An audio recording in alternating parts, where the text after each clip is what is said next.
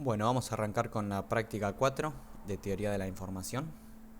Vamos a ver el ejercicio 2, donde nos piden utilizar el código de Huffman para la compresión de una imagen que toma tres valores en sus píxeles, los cuales pueden ser color blanco, gris o negro, y la probabilidad de tomar cada uno de esos valores está dado por este modelo, donde nos dicen que la probabilidad del píxel blanco es 0,7, la del gris es 0,2 y la del negro 0,1, las cuales llamamos P0, P1 y P2 respectivamente. Esto que tenemos acá es una posible realización de esa imagen que tiene 1024 píxeles por 1024 de acuerdo a este modelo. Obviamente hay un gran número de posibles imágenes que pueden resultar de este modelo. Este simplemente es uno de ellos. Si queremos analizar cuán informativa es esta fuente, bueno, para eso calculamos la entropía como la esperanza de la información de cada uno de esos símbolos o mensajes y dado por esta expresión utilizando las definiciones que vimos en la teoría, y esto nos da que es 1,1568 bits por mensaje. Si no utilizáramos ningún algoritmo de compresión, bueno, necesariamente tenemos que asignar 2 bits como mínimo para representar cada uno de esos píxeles, dado que tenemos 3 mensajes posibles. Este es un código arbitrario que puse yo, pero podríamos poner cualquier otro. Pero lo que sí es que no puede tener un largo menor que 2. Y lo que vemos es que en este caso la eficiencia que se logra, dado que el largo medio es 2, es de 0,5784, siguiendo con la definición de eficiencia, y lo que nos da un tamaño total de la imagen de 1024 por 1024, que sería el ancho y el largo en píxeles, por los 2 bits que tenemos que utilizar para representar cada uno de esos píxeles, lo que nos termina dando 256 kilobytes. Y esto, como verán, siempre vas a tomar este valor, dado que siempre las palabras de código van a estar codificadas por 2 bits. Las palabras de fuente, perdón, van a estar codificadas por 2 bits. Ahora vamos a ver cómo se utiliza un algoritmo de compresión como el de Huffman. Entonces, como vieron en la teoría, sabemos que este algoritmo es óptimo para fuentes como las que nos presentan en este ejercicio, que son fuentes de símbolos independientes. Es un código de prefijo, es decir, que las palabras de código no son prefijos de otras palabras de código, es decir, la decodificación es instantánea en el momento que se identifica una palabra de código. Y las palabras de código van a ser de largo variable. Vamos a ver que algunas están representadas por más bits y otras por menos. Y es fundamental contar con información a priori para construir este código. En este caso la información que necesitamos es la probabilidad de ocurrencia de cada uno de esos posibles mensajes de la fuente. Vamos a ver cuáles son entonces los pasos a seguir para construir el código de Huffman. En primer lugar, lo que hay que hacer es ordenar de forma descendente con respecto a su probabilidad de ocurrencia los mensajes de la fuente. En este caso, como veíamos, el píxel blanco es el más probable con 0,7, el gris lo sigue con 0,2 y último el negro con 0,1. Entonces ya este es el orden del cual partimos. El paso 2 es unir a los dos mensajes últimos de la lista en un nuevo mensaje o en un nuevo símbolo que obviamente va a tener probabilidad de ocurrencia igual a la suma de ellos dos, dado que son independientes. Y en el paso 3 lo que hacemos es asignar un dígito binario a cada uno de ellos. Entonces a estos dos caminos que generamos le asignamos a uno un dígito binario y al otro el otro. Acá es donde vemos que el código de Huffman no es único porque esta asignación es arbitraria. Ustedes podrían ponerle 0 al de abajo y 1 al de arriba, o hacer lo mismo que hice yo, que es ponerle 1 abajo y 0 arriba. Eso nos va a dar dos códigos distintos, pero que va a tener exactamente las mismas propiedades. Lo que sí es que hay que ser consistente a lo largo de todo el proceso de codificación con la regla que se utilice. Entonces a partir de ahora yo siempre al camino de abajo le voy a poner 1 y al de arriba le voy a poner 0.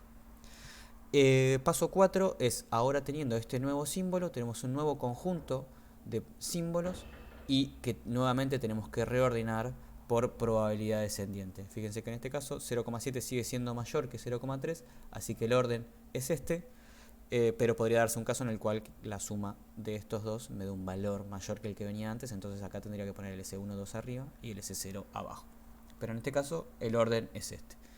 Y ahora seguimos repitiendo los pasos que hicimos. Entonces a estos dos los vamos a unir en un nuevo símbolo que se va a llamar S012.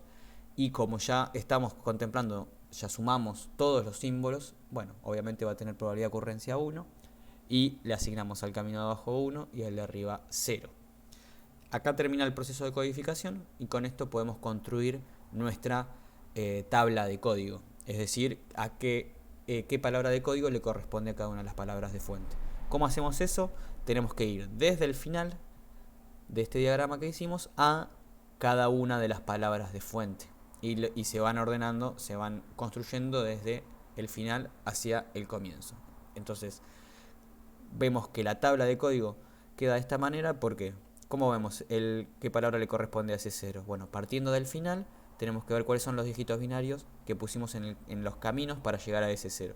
Como verán, para ese 0 solamente tenemos el 0, entonces ese 0 que va a ser el píxel blanco está representada por la palabra de código 0. Ahora, ¿cuál es la palabra de código que le corresponde a ese 1? Bueno, partimos del final, tenemos 1, 0. Entonces esa es la palabra que le asignamos a el píxel gris. Y para el píxel negro, que es ese 2, tenemos que ir desde el final hasta el comienzo, hacemos 1, 1. Entonces este es el código de Huffman para esta fuente. Fíjense que podría ser el mismo, pero con todos los bits cambiados, o sea que ser 1, 0, 1 y 0, 0. Pero en este caso, como dijimos que los de abajo van con 1 y los de arriba van con 0, nos quedó de esta manera. Como ven, efectivamente es un código de prefijo, en el sentido de que ninguna palabra de código aparece como prefijo de otra. O sea, si me llega un 0, yo ya sé que eso corresponde a blanco. Si me llega 1, 0, sé que corresponde a gris. Y si me llega 1, 1, sé que corresponde a negro. Y por otro lado, vemos que son de código de largo variable, porque efectivamente el largo del símbolo S0 o del píxel blanco es 1, mientras que el de los otros dos es 2. Y eso a mí lo que me da es un largo variable para este código y que va a ser aleatorio dependiendo de cuál es el símbolo que estoy codificando. Entonces, de esa forma podemos calcular ahora con este modelo cuál va a ser el largo promedio por mensaje. Eso quiere decir, en promedio yo quiero representar un mensaje, cuántos bits voy a tener que utilizar. Entonces en ese caso va a ser la esperanza de los largos de cada uno de las palabras de código que definimos en nuestro código de Huffman. Como vemos y dijimos recién, bueno, esta tiene largo 1, mientras que estas dos tienen largo 2, y la probabilidad de que tenga largo 1 va a ser 0,7, mientras que la probabilidad de que tenga largo 2 va a ser 0,3. Fíjense que acá hay un error, esto debería ser 0,2, ¿no? De esa forma nos da 1,3 bits por mensaje. Y con este largo promedio ahora podemos calcular cuál es la eficiencia que se logra con este código de Huffman, que como vemos es 0,8898, o sea, comparándolo con la entropía, que recuerden que la entropía para este tipo de códigos va a ser el largo mínimo que se puede lograr. Entonces, comparando con esto, donde la eficiencia máxima va a ser 1, bueno, tenemos 0,88. Comparado contra la eficiencia que logramos si no aplicamos ningún tipo de codificación, que estaba en 0,57, vemos que con un código de Huffman se logra una mejora importante. Y para ponerlo también en datos concretos, podemos calcular cuál es el tamaño medio de la imagen comprimida. Fíjense que, ¿por qué digo tamaño medio? Porque ahora el largo va a ser aleatorio, va a depender de cuál es la realización de la imagen que tocó. No va a ser lo mismo si toda la imagen tiene muchos píxeles blancos que si no.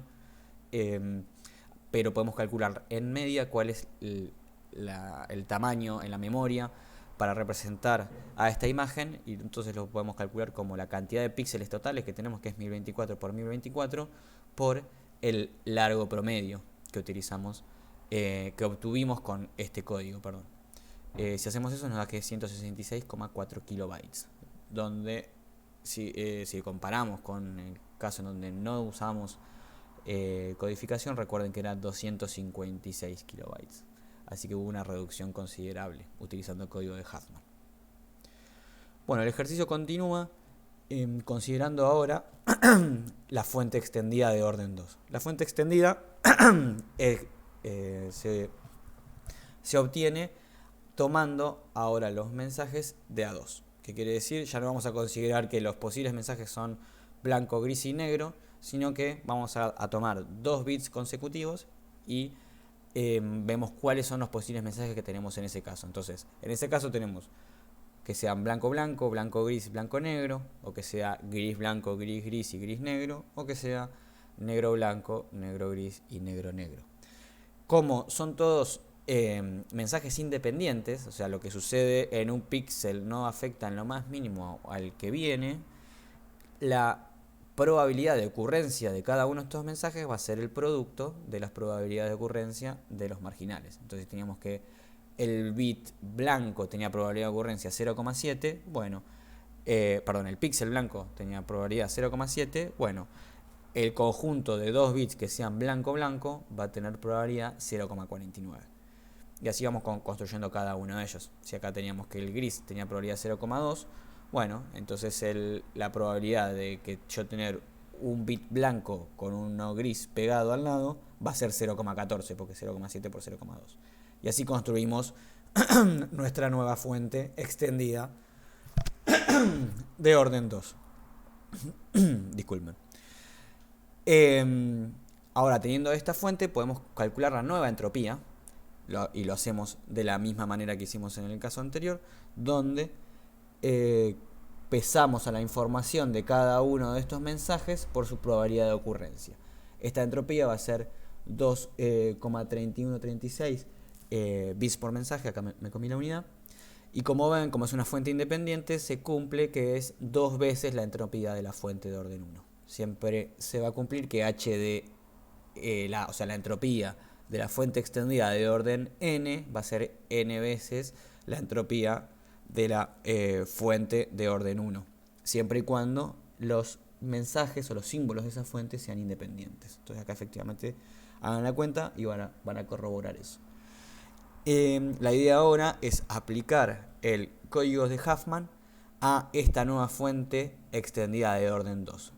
Es mucho más interesante hacer el proceso que hicimos antes con esta fuente porque tiene mucho más símbolos, y eso lo dejo para que practiquen ustedes haciéndolo, siguiendo exactamente los mismos pasos que hice para la fuente de orden 1, la tienen que hacer con la fuente de orden 2. Entonces, en primer lugar, ordenan a todos estos símbolos de forma decreciente en probabilidad, a los últimos dos los suman, le asignan un dígito binario al de abajo y otro al de arriba, para generar un nuevo símbolo, se reordenan y se repiten los pasos hasta llegar a la probabilidad 1. A mí el código que me quedó es siguiendo el mismo criterio de ponerle un 1 abajo y 0 arriba. Y también les comento un detalle: hay situaciones en las cuales se va a dar en este código en particular, en este caso en particular, perdón, en las cuales van a tener que símbolos empatan en probabilidad. Que en términos de largo promedio es exactamente lo mismo cuál eligen poner arriba o abajo en el momento de ordenarlos. Pero para tener una mínima varianza en el largo, es decir, acá la media se va a mantener igual, pero si queremos que la varianza de este largo sea la menor posible, entonces abajo tiene que ir el que viene teniendo una palabra de código más corta. Entonces, cuando se empaten, lo ideal sería que elijan poner abajo el que viene teniendo una palabra de código más corta. Entonces, si a un determinado mensaje ya le asignaron 3 dígitos binarios y al de arriba 2 o 1 y están empatados, en probabilidad cuando los ordenen tienen que poner el que tiene 2 o 1 abajo y el de 3 arriba. De esa forma van a lograr la mínima varianza en el largo, y eso se reproduce en cuál es la varianza en la memoria que van a tener. Es decir, y piensen esto, como la memoria es una variable aleatoria, va a tener una dada media, pero en cada realización, bueno, va a tomar valores tan dispersos como su varianza d. Entonces, si tenemos una varianza cada vez más chica, siempre va a estar más cerca del valor medio. Bueno, entonces con este código en particular, el largo medio que se obtiene es 2,33 bits por mensaje, pero fíjense que ahora cada mensaje representa 2 píxeles, ¿no? Porque es una fuente extendida de orden 2. Entonces por eso nos da más grande que en el caso de fuente extendida de orden 1. Pero si comparamos con ahora la entropía de la fuente de orden 2, fíjense que la eficiencia subió a 0,9929. O sea, prácticamente tenemos eficiencia 1 por el solo hecho de aplicar el código de Huffman a la fuente extendida de orden 2 en vez de a la de orden 1. Y si queremos ver ahora cuál es la memoria media utilizada para almacenar una imagen codificada de esta manera, vamos a ver que se redujo a 149,12 kilobytes. Fíjense que efectivamente, como yo estoy mirando cuál es la cantidad de píxeles que yo estoy utilizando, es 1024 por 1024, lo tengo que multiplicar no por el largo medio de bits por mensaje, sino bits por píxel. Entonces a este L2 lo tengo que dividir por 2, porque cada uno de estos mensajes representa a 2 píxeles.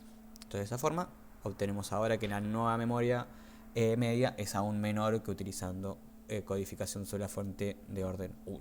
Bueno, verifiquen si efectivamente tienen este código cuando terminan con el proceso de codificación. Y por último vamos a ver lo que se llama el árbol de decodificación, que no es más que voltear este diagrama que hacemos para obtener el código de Huffman. O sea, lo representamos desde el final hasta el comienzo, donde cada una de las ramas del árbol va a ser los bits que vamos recibiendo, que vamos utilizando para ir decodificando, y las hojas de este árbol van a ser los mensajes. Entonces, ¿qué quiere decir esto? El codificador va siguiendo este procedimiento de la siguiente manera. Si ve que le llega un 1, bueno, inmediatamente o de forma instantánea va a determinar que era el símbolo S0.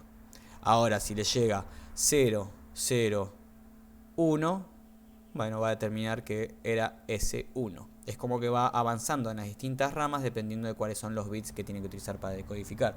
Si ahora tiene 0, 0 y en vez de 1 tiene otro 0, está en esta instancia. Cuando le llegue otro 0, va a determinar que es S2 o va a determinar que es S6. Fíjense que esta estructura solamente se puede utilizar o se puede utilizar como representación para lo que son los códigos de prefijo, en donde ningún símbolo es prefijo de otro. Es decir, que no hay un S0, por ejemplo, acá intermedio antes de llegar a S2. Bueno, con esto terminamos lo que es el ejercicio 2, donde utilizamos precisamente el código de Huffman para codificar una fuente de mensajes independientes. En el ejercicio siguiente vamos a ver otro algoritmo de compresión de fuente o de codificación de fuente que se llama Lempel-Sieve, el cual no requiere ninguna información a priori y sirve para codificar fuentes que sí presentan correlación entre sus mensajes o que tienen cierta estructura.